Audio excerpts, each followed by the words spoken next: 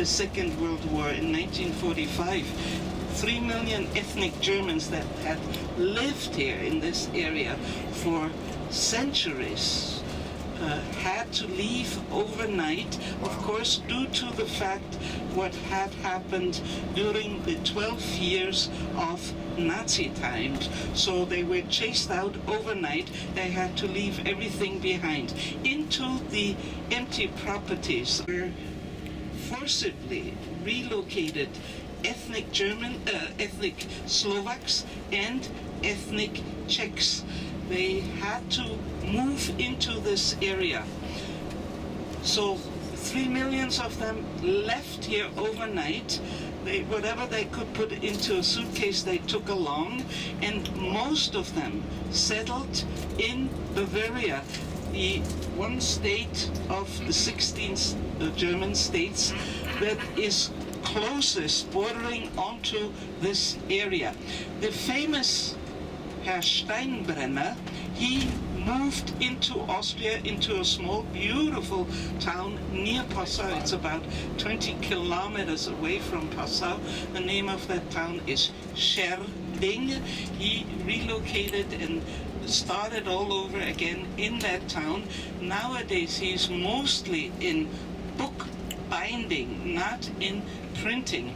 Now, when I said elaborate prints of the Bible and the Quran, explanation, the covers were either in velvet or in leather, studded with precious gems like mother of pearl or with ivory. The edges were always gilded edges, not only simple gilded edges, but in the gilded edges were patterns.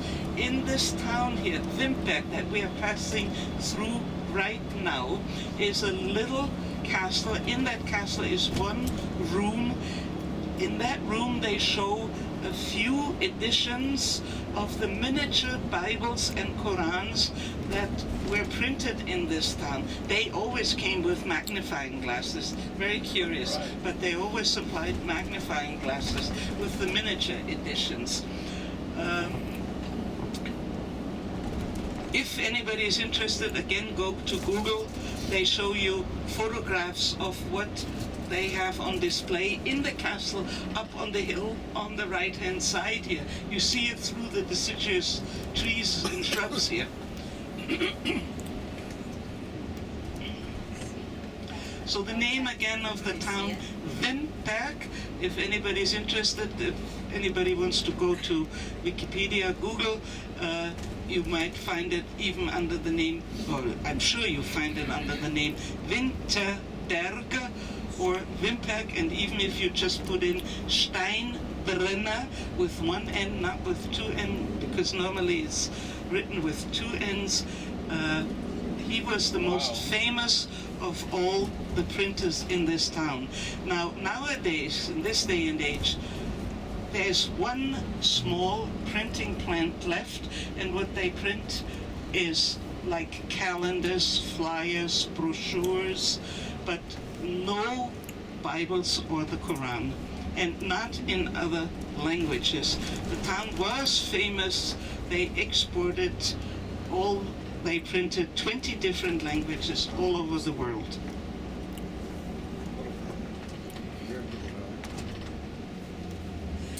Since I mentioned the 12 years of Nazi time, you might know this whole area under another name.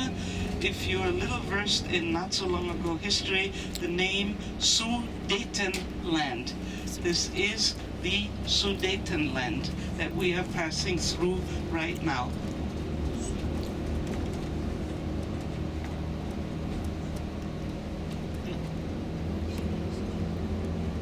Just left Wimperk.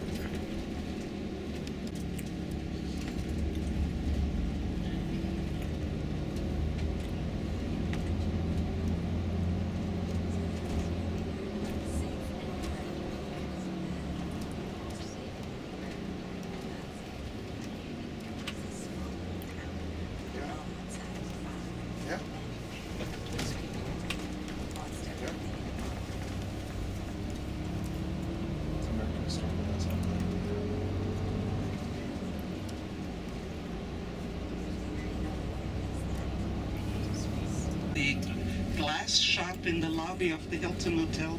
There they had on display, of course, also the famous Bohemian glass, Bohemian crystal.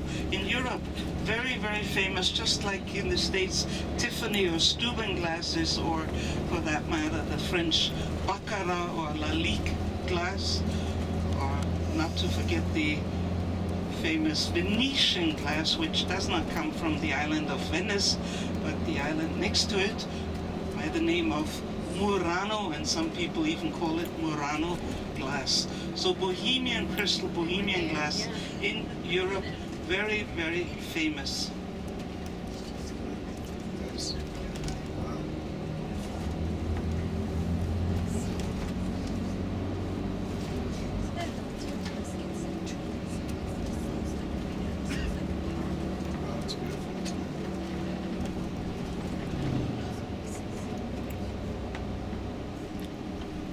Right now, people go into the forests, into the woods to collect blueberries. The blueberry bush is a very low bush on the ground. Wild-grown blueberries, not raised in a nursery or so, but the bush very low, and of course people don't bend down and pick berry by berry. They have a tool that resembles strongly a comb, a wooden comb, with far apart teeth, and so to speak they comb through the bush to collect the blueberries. The season runs sort of from now on until the end of August, and then starts, as you can imagine, with all those forests here, the wonderful mushroom season. All types of edible mushrooms like morels or bolitos, chanterelles, in particular chanterelles galore in this area. So anytime during these two seasons when you go to a restaurant, invariably you will find a dish on the menus during the time right now, blueberry season, and then of course comes September and everybody is eating mushrooms everywhere. Just like to an end came the asparagus season. It starts in April. Everybody is eating asparagus, not the thin green one, but the white fat one. All my friends, I don't cook them, but I'm, thank goodness, always invited at my girlfriend's houses, and they always eat 2 or 3 times a week the wonderful asparagus.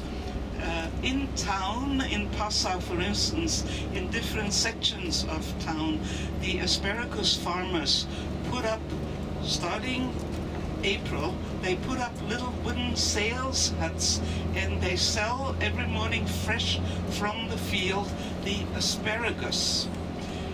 Usually the usual meal is steamed asparagus served with boiled potatoes, sauce hollandaise, and then you have a choice of either with a breaded piece of veal, like a Viennese schnitzel, or with a piece of fish, or 2 or 3 slices of boiled ham. So these 3 dishes, the variations, during April, May, and until the beginning of June, everybody that I know eats white asparagus, the fat white green asparagus.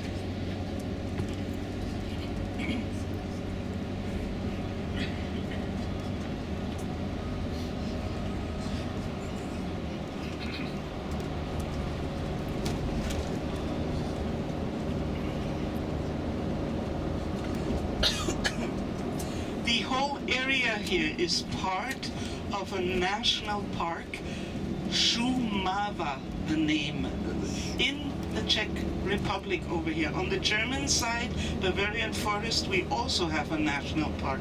They practically overlap. So over here it's Šumava, the national park.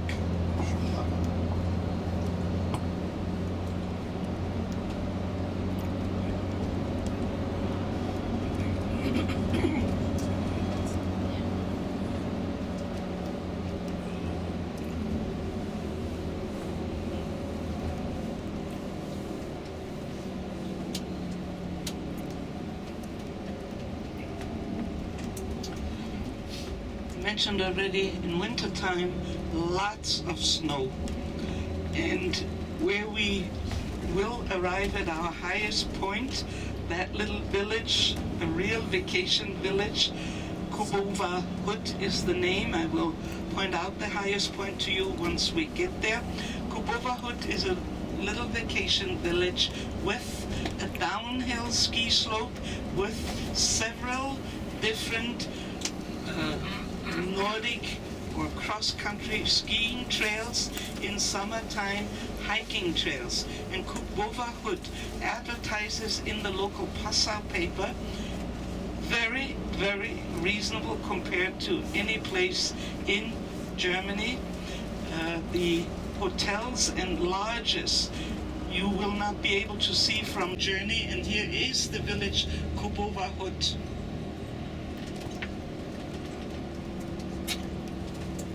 From here we go down, down, down towards Passau.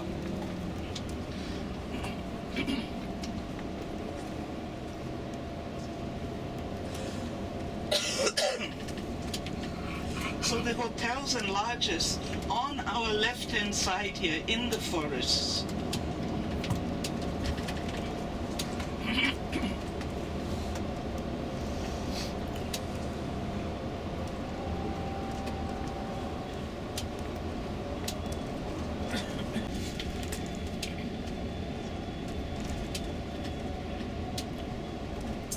When you get to Germany, you need euros, of course, just like in Austria, like in Slovakia. And once you get to Hungary, the former currency is still in use, the forint.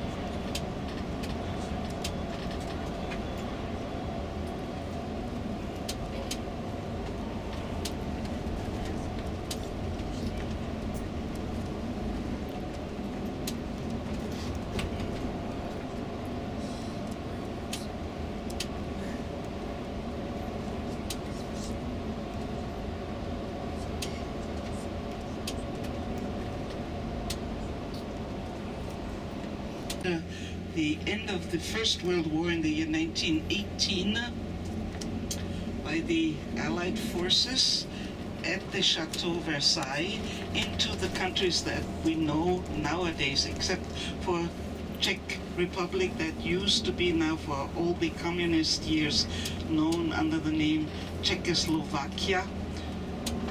And instrumental, I don't know if I mentioned that already, in establishing Czechoslovakia was Woodrow Wilson. So the empire came to a close 1918. The final spark to start the First World War was the assassination of Prince Ferdinand and his wife during a visit in the town of Sarajevo in Serbia. The last emperor, who was not his father, Franz Joseph, he died during the First World War in the year 1916. Now, I said he was not his father, not the father of the Crown Prince. The actual Crown Prince had committed suicide together with his girlfriend 2 years before the start of the First World War. And the last emperor, Franz Joseph, designated his nephew to be the Crown Prince. And since he was with his wife assassinated in Sarajevo, then that was for Franz Joseph the final spark. Of course, there was much more behind what I can tell you now, but he considered it to be the spark to declare war. Germany was allied with Austria, so Germany had to go to war too. The end of the war, 1918, of course, was very, very, very severe for Germany, since the victorious Allied forces decided that Germany had to pay horrendous amounts of reparation, and many historians believe that that was the reason, so that you know whom I'm talking about. I just want to say the word H. Herr Hitler, after the First World War, the country was literally starving. There were people dropping dead on the street because of starvation. So after the Second World War, the Allied forces did not make the same mistake. In fact, Germany was included in the famous Marshall Plan. This was a very big surprise for Germany. General Marshall, later on Secretary of State, who had this wonderful idea of sending money, funds to the devastated Europe, including Germany. That was really a surprise for Germany, to build up Europe again. And at least my generation, we are very, very grateful to this day for that fact, just like we are grateful for the famous care packages that arrived after the Second World War, care packages that contained food, clothing, coffee, chocolates, and so on. They were sent by an organization that is still active in this day and age. In the States, they have their seat in Atlanta, Georgia, in Europe, in Geneva, Switzerland. And the name of those packages, CARE, is made up of the name of the organization, which is Cooperative for Assistance and Relief Everywhere. And they still, in this day and age, send so-called care packages to distressed areas in the world. Cooperative for Assistance and Relief Everywhere. You can look them up with Google again.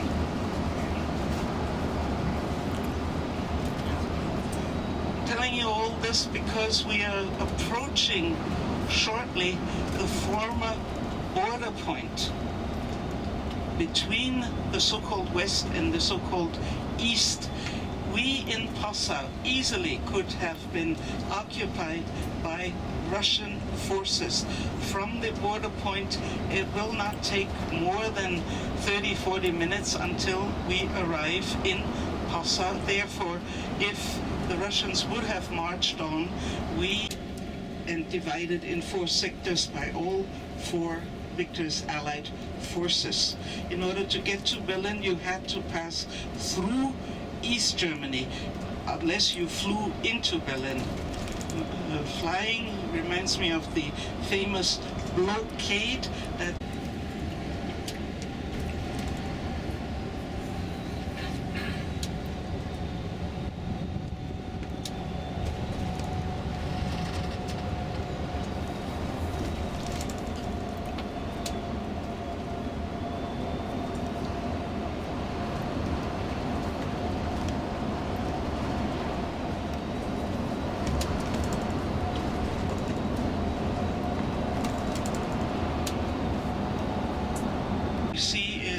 actually new buildings. During Iron Curtain time, there was only a little wooden shack there.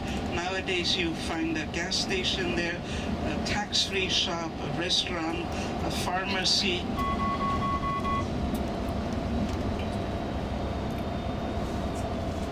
Then we will pass through what was known as the no man's land, and finally on the right-hand side, the former German customs house. Of course, the Iron Curtain consisted of barbed wire, watchtowers, mines in certain areas, so-called silent alarms in certain areas. When somebody stepped on something or touched something, an alarm sounded in the nearest watchtower. So over here, this, with all the new buildings, this used to be the Czechoslovakian border house, consisting of one little wooden shack nowadays all those new buildings, and we are passing through what was known as the no man's land, which had no trees left and right hand side of the road here, so the soldiers on both sides could look into this area here. Up front, that little building used to be the German customs house.